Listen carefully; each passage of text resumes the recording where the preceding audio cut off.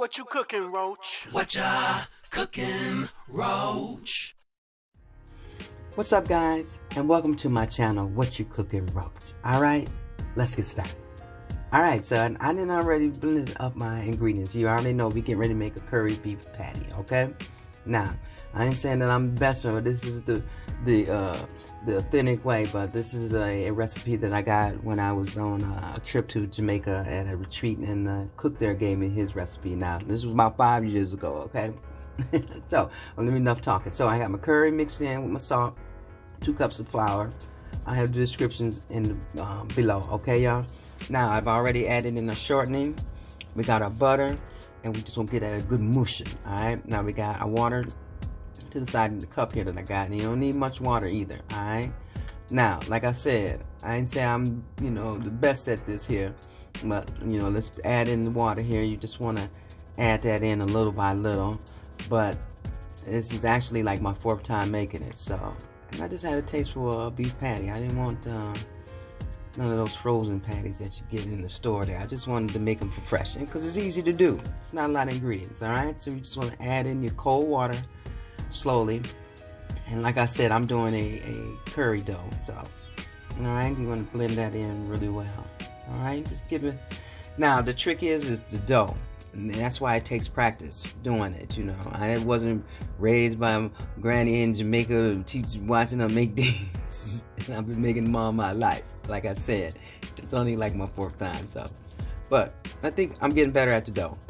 That's the secret, and getting that meat nice and moist. All right, so you just want to keep blending it well with your hands. All right, now we're gonna get this off and get it set aside so we can get it ready to sit overnight. All right, so we're gonna put it in some wax paper and let it sit overnight. All right, we're back. Now this is what the ingredients we're gonna be using to get that meat and together. All right, now I started off with a habanero pepper. I'll probably wind up using the whole pepper, but if you don't really like a lot of spicy, start out slow. All right, I got some scallion, green onions, and mixed with scallions, and then we got our garlic. All right, you want to use some fresh garlic. All right, be careful for you beginners, don't cut yourself. If you don't have any fresh, you can just use some garlic, minced garlic that you can buy in the store, in the jar. All right. Now, I think I might be adding in the rest of that pepper, because I want mine to be a little spicy. All right. So now let's start preparing to saute these. All right. So I'm gonna put a little olive oil in your pan. Not much. Depending on the size of your pan, but you see what I got there. So now we're going to saute these green onions first, get them in there. Oh, the smell smells so good. I love sauteing vegetables. We're going to put them habaneros in there. I think I'm going to be adding that in there. All right, let me cut that up. Let me mix this up.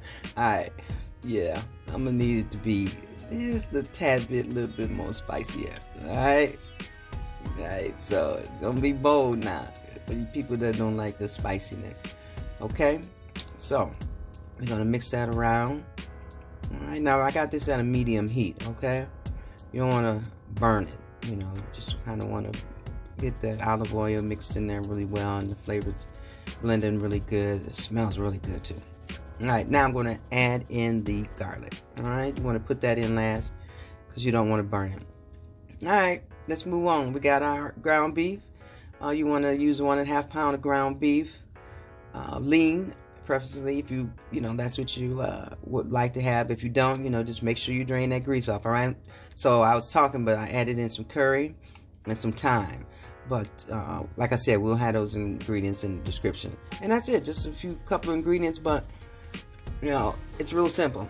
Now I got my little fancy chopper. You know I like my little chopper. It's a meat chopper. That's what the correct terminology is for that. All right, and like I said, you can get that online. I'll leave a link. It's on Amazon, and I don't get any paid for it either, so it's just some little cool gadget, little toy I have.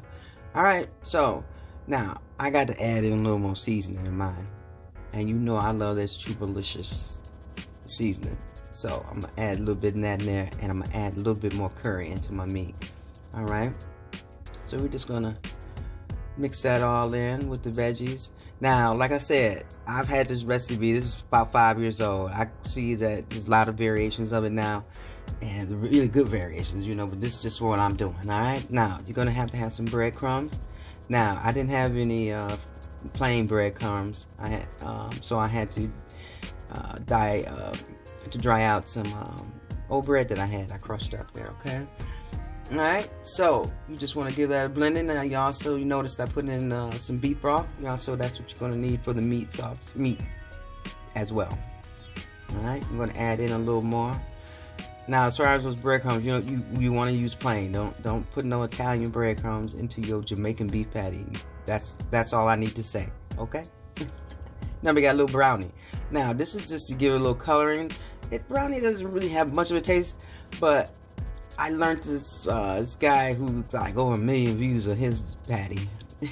He said he needed to put brownie in it because his meat looked white, and he's right. I can't explain any way other than that, but brownie gives good coloring, especially like with your oxtails too. If you make oxtails, use it with browning as well too. It's stew, but okay. So we're gonna mix all that in there well and let it cook and absorb.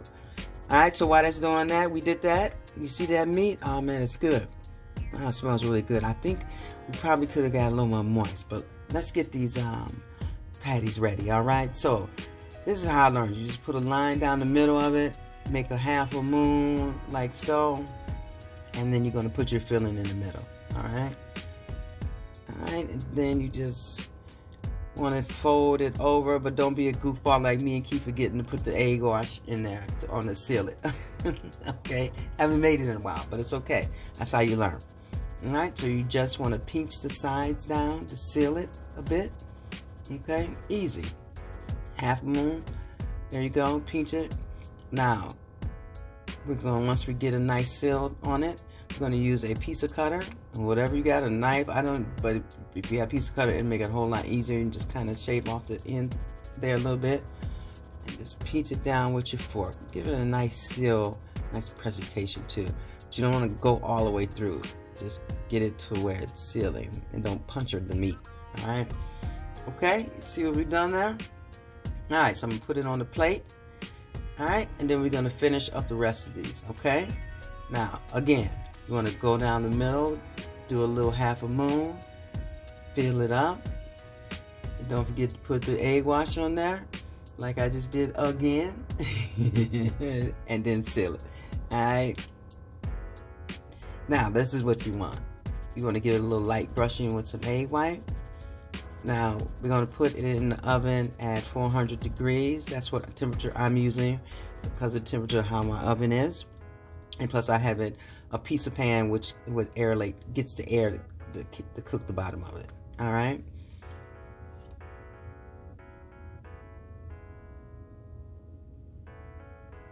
All right. Wow, that was quick. So we're done. Boy, these look really good. I think I did pretty good. I'm getting better and better as I go. Look at those. Oh, they smell really good too. Now the key is that crispiness of the pastry here. It has to be flaky. I'm gonna be a little disappointed, but you learn. That's how you do. All right. Oh, okay. I'm there. I'm getting there. I think I might have overdid the dough a little bit, but that's how you learn. Like I said, it's my 4th time making it. You know, it takes practice. All right. Like I said, and with any good thing, you know. So let's open another one. Oh, got my fingers all up in the camera there. Oh, we got a little flakiness going. All right, there. Oh, there we go. I think okay. Yeah, a little more moist. You know, I'm gonna try some other variations of this pie. But let's see if we get this stacked up here, real quick. And didn't work. Let's eat one. That looks good the way it looks now. All right, y'all. So there you have it, curry beef patty. All right. So I just want to say thank you for watching. Please subscribe. What you cooking?